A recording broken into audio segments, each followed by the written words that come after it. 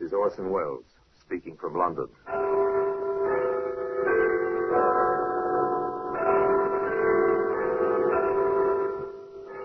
The Black Museum. Here in the grim stone structure on the Thames, which houses Scotland Yard, is a warehouse of homicide. A museum of everyday objects.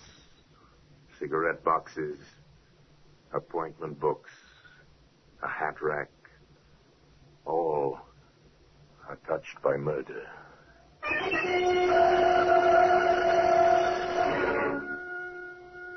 Here's a brickbat. Coarse-grained, rough-edged, familiar. Perhaps your own home is built of bricks, exactly like this one. In this case, however, no home was built by such a brick. Rather, a home was destroyed by it. Destroyed forever. It's still such a normal-looking object, Inspector. Is it really? With that broken corner? With the stains still on its edges? I suppose you're right, sir. If there's one thing that can upset normalcy, it's spilt blood. And today, that blood-stained brickbat can be seen here in the Black Museum.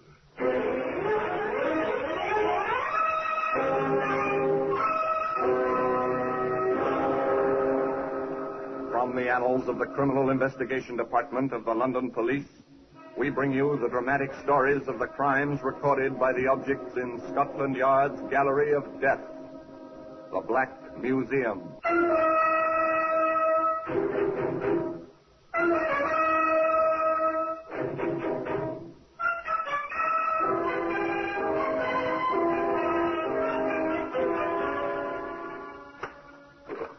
Well, here we are in the Black Museum. Scotland Yard's Museum of Murder. Yes, here lies death. Upon these tables, within these cabinets, the files of death, labeled with day and date and name of victim. Here's a hat rack. Odd to find such a commonplace object here, perhaps, but observe. Here where the wood curves from base to shaft, 3 brownish stains. Blood dripped here from a weapon concealed within the lining of an overcoat. 3 stains, which placed a murder at the scene of crime. Broken alibi.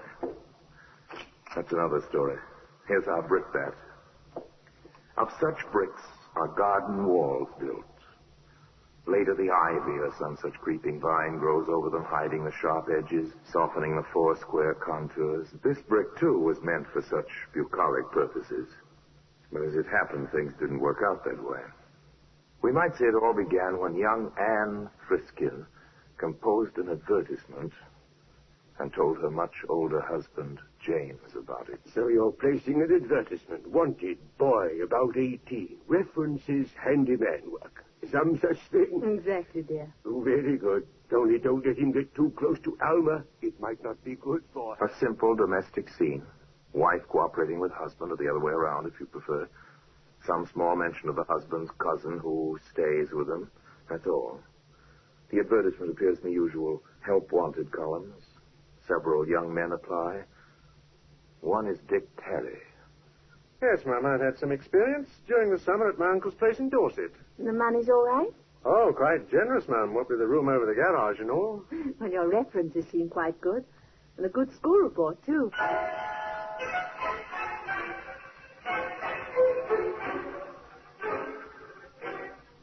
The boy settled into his job and worked out well. The gravel driveway was soon in good condition. The lawns were well mowed. The bricks were ordered for the repair job on the garden wall. Yes, the bricks were ordered. And in the household, all was well and quite normal. One more hand, ladies. If you wish, James. Aren't you satisfied with beating us again, dear? I suppose I should be. But it must be somewhat dull for you, Anne, dear, night after night with just Alma and me. In the household, as we've said, all was well and quite normal. Undercurrents? If you look for them, perhaps otherwise a retired, well-to-do gentleman in his suburban London home, living quite happily with his lovely young wife and his cousin Alma. Still, one never knows. Does one. Ah, good morning, Dick. Oh, all right. Oh, the work is coming well, isn't it? Yes. Lovely day, isn't it? Nothing quite like the springs we get here, is there? Awfully quiet there. Yes, Yeah? I suppose it is. For someone your age. Begging your pardon, Mum, it don't seem to me like you'd be giving up just yet. Oh, thank you, Dick. It's nice of you to say so.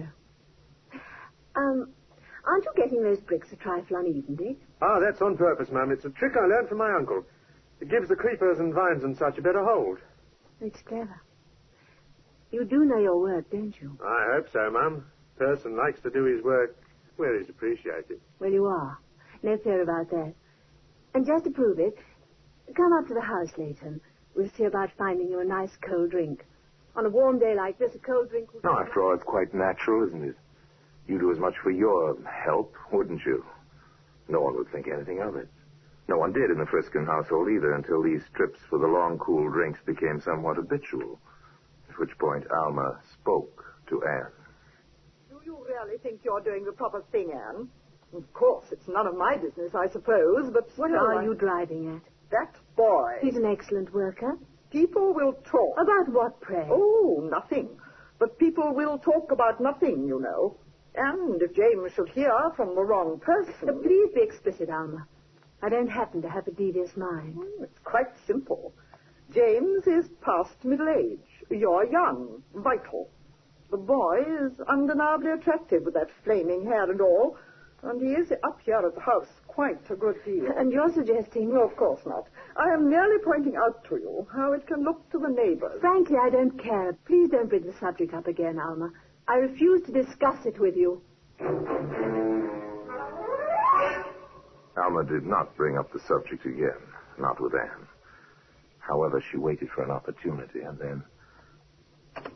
James. Yes, Alma? I want to talk to you. Aren't we rather formal today? Closed doors and all that sort of thing?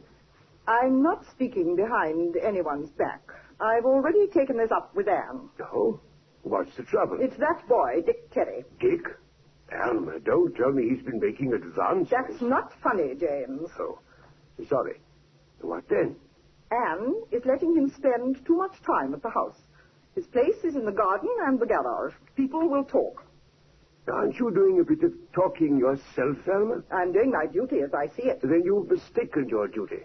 I'm fully capable of protecting my honor, as you doubtless would call it.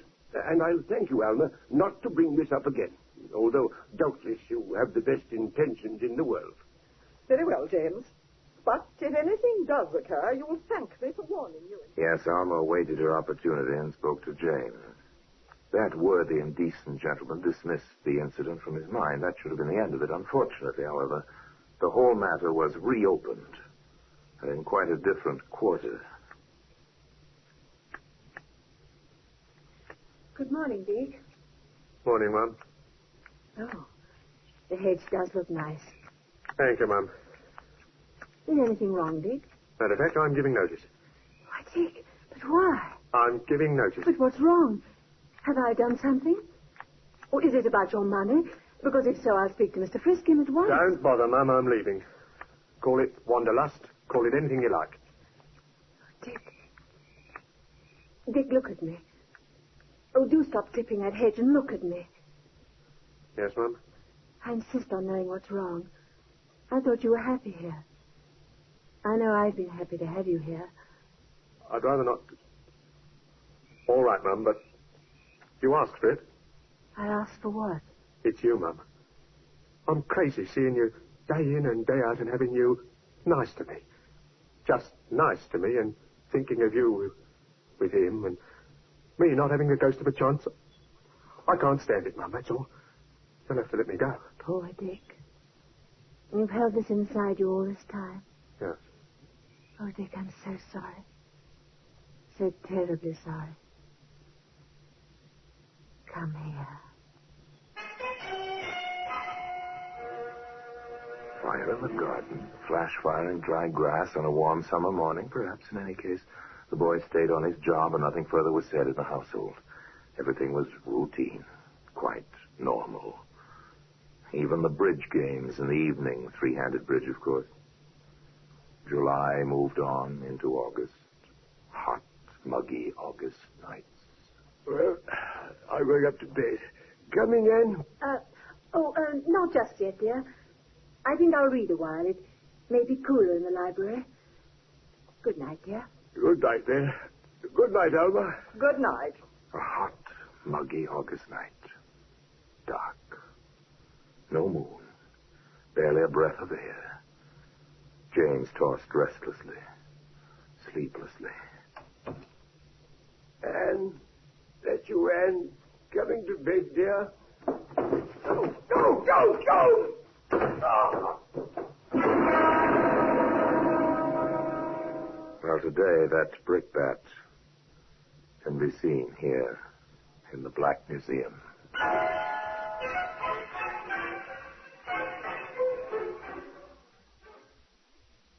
Let's break from the Black Museum.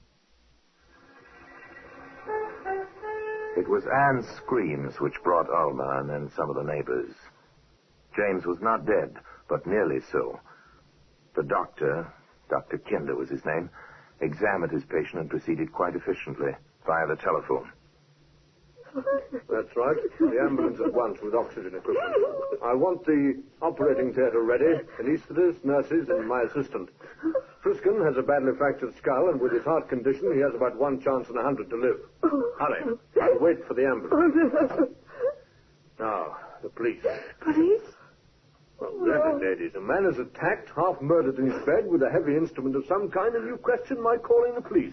Oh, if only I'd gone upstairs with him. If only I'd gone upstairs. If you had. Operator, ring through to the police, please. Hurry. Oh, to walk in like that, to find him there, the blood. Oh, his poor head. He's breathing that awful dust. This is Dr. Kinder. Let me speak to the superintendent, please. Dick. Where's Dick? Yes. Where's Dick? No one had missed the boy until Anne thought of him. With all the excitement, all the horror, no one had realized he was missing. Dr. Kinder finished talking to the superintendent of police and turned back to the two women. The superintendent is sending an Inspector Relf. Very good man, he says.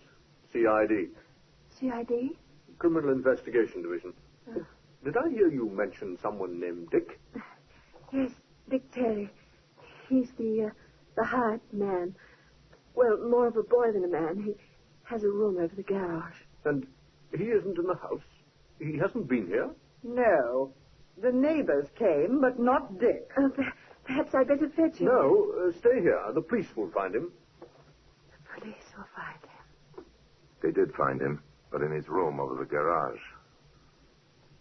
Where was he, Sergeant? In the attic, Inspector, hiding in a corner.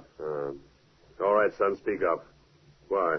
I got scared. That's it, scared. What of? I heard Mrs. Friskin screaming, and I ran over from the garage, and when I got up to the room where the lights were on, Miss Galpin was carrying on, and Mrs. Friskin was just standing there screaming, and he was on the bed, and I just ran. You didn't offer to help. Why not? I couldn't think. Nothing. Why? I guess I didn't want to be blamed for doing it. Who would blame you? Oh, somebody. Anybody. Did you do it? No. I never touched him. Never. All right, Sergeant, hold him in the kitchen. I'll talk to the Galpin woman now. What is she, a companion or something? Cousin of the victim, sir. Lives here. All right, send her in. Alma Galpin knew nothing except the discovery of her cousin in the bedroom. But the inspector was curious. The hired boy says he was scared. Have you any idea why? Well, he's been making sheep's eyes at my cousin's wife. Oh? People were talking. He's a good-looking boy. She's so much younger than poor James. You know how an ignorant mind works sometimes. The inspector knew. Also, he was a considerate man. He implied as much to Anne Friskin. I know you've had a terrible shock tonight, Mrs. Friskin, but I have to ask you a few questions. Of course, Inspector. Did your husband have any enemies? Anyone who might want him out of the way? Oh, no. No one. Everyone liked James. Even the boy, Dick Terry? Dick? Oh, no. No, you don't think that Dick... I don't know yet, but we'll have to hold him, Mrs. Friskin. He seems to have something of a motive. At least, there seems to have been some talk. They held Dick Terry on an open charge pending developments at the hospital. There, James Friskin hung on the fringe of death, barely breathing, completely unconscious. At the house, Alma faced Anne. The police, what do they know? I don't understand. They're holding the boy. They're not even looking for the weapon. And meanwhile, whoever did it could be miles away. Then you don't think Dick did it? It's too pat, of course not. Why would he? Even... You never gave him any encouragement, did you, Alma. Did you? You're hysterical.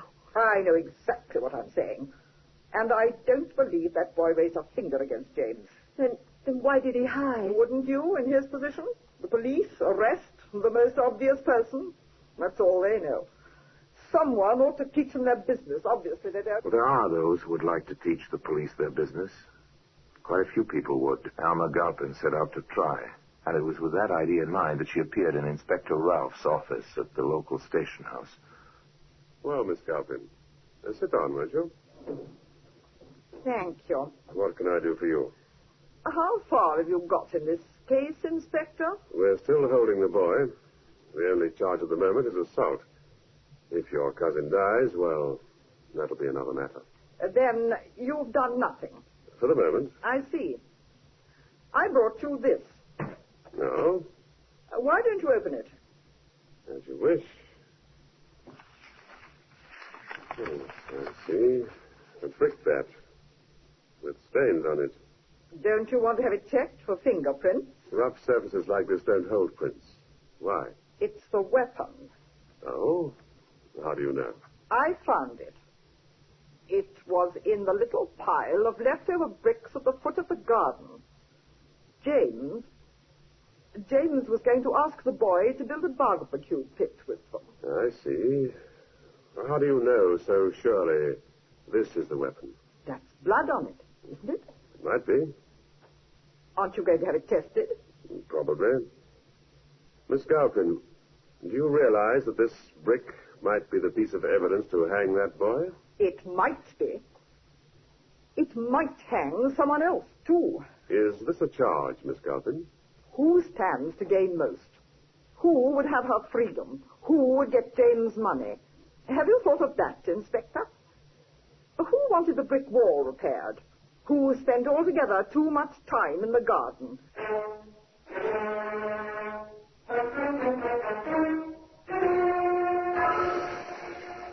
In the offices on the floor above Dick Terry's cell, Inspector Ralph and Sergeant Hopkins were more interested in facts than in phrases. The pathology report puts Friskin's blood type on that brick. It's the weapon, all right. But who used it? The boy had a crush on the wife? Badly enough to kill for her? No, I doubt it. There aren't any alibis, sir. That's the trouble. He says he went to bed as usual. No one saw him anywhere that night. The Galpin woman says she went to bed. The widow says she read for a while, went upstairs, and found her husband. Could all three of them been in it together, sir? How do you figure that, Sergeant? Well, Mrs. Friskin could have promised Galpin money, and Mrs. Friskin would have had the boy. They might have planned to have the boy actually do it. Come in. I'm sorry, Inspector. Not at all, Mrs. Friskin. Come in.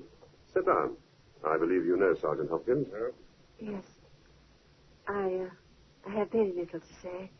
It might be easier standing. As you wish, ma'am. I just saw Dick downstairs. Too bad about him. He seemed a nice lad. Yes, sir. Inspector, this is not the easiest thing for a woman. I understand. You have an alibi for the boy? And yourself? Yes. Yes, I do.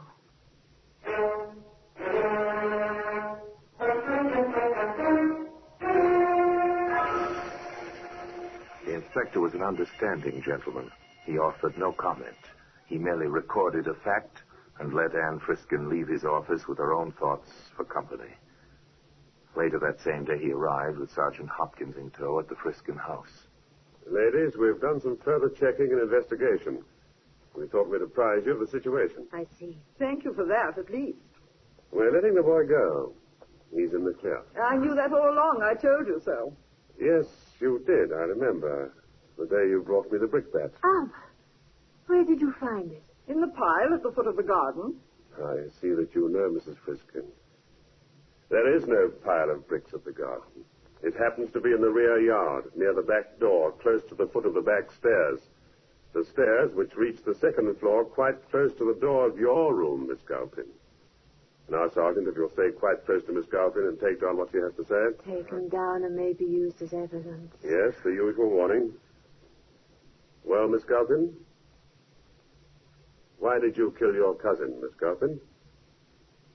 She had everything. Even the boy with his sheep's eyes. I had nothing. I thought if I got rid of James, who was too dull to care, she'd be blamed. After her, I'm next of kin. I'd have everything. I saw the little pile of bricks. I meant to put them in the garden later. A brick is heavy. It hits hard. Today, the brickbat can be seen here in the Black Museum. They put Alma Galpin safely away, where she could harm neither others nor herself. Dick Terry left that pleasant suburb of London and dropped into the anonymity one can find only in a great city. Anne Friskin sold the house and went far from London to start over, perhaps, but to carry with her always the memory of tragedy on the hot, muggy night, and the memory of a mistake made through loneliness and mistaken kindness. Now, until we meet next time, same place, with another story about the Black Museum. I remain, as always, obediently yours.